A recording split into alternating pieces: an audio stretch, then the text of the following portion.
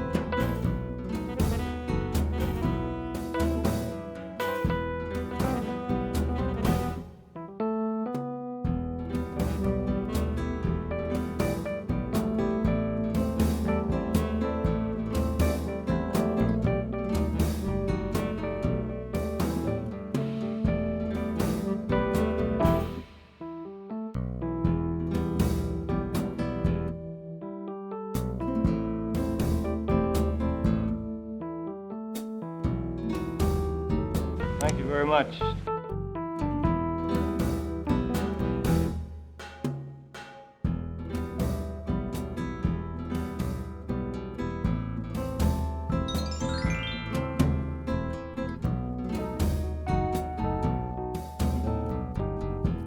Thanks for watching.